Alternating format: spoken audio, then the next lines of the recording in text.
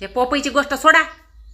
मला पहिले हे सांगा, एवढी मोठी बन्यान फाटली तर मी तुम्हाला बन्यान घ्यायला 300 रुपये दिले, तर ते पैशाची बन्यान नाही आणली ना, पैशाचं केलं काय हो तुम्ही? त्या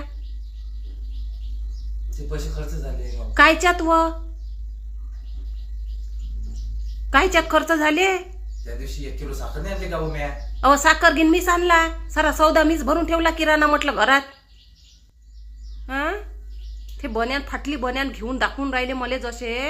तुम्हाला 300 रुपये दिले ना, 100 रुपयाची बन्यान आहे म्हटलं तर नाही म्हणते, 150 रुपयाची बन्यान होते तर मी 300 रुपये दिले तुम्हाला बन्यान घ्यायले. आणि बन्यानीचे पैसे गटगडा पिऊन घेतले का तुम्ही? हो त्या दिवशी चहापत्ती पुडा आणला 20 रुपयाचा. काय खोटमाड आहे बाई हा माणूस. अर्धा किलो साखर आणली, मीठ पुडा आणला 15 रुपयाचा. अहो पण घरात आणलंच नाही तुम्ही, घेतलं तर मग दिलं कुठं ते सामान नेऊन? आणलंच तर नाही. चालले मोठे बन्यान फाटली फुटली दाखवाली इथं. लवकर पैसे द्या मला, 300 रुपये आणा.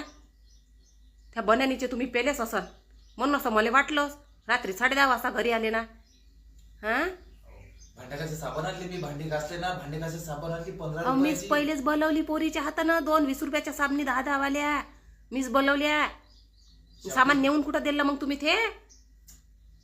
अर्धा किलो कांदे आणले 15 रुपयाचे, 5 रुपयाची मिरच्या, संभाराला गेले पैसे. खोटमाडा माणूस आहे बाई ह्या. खोटमाडा केंद्रच आहे कप्पा.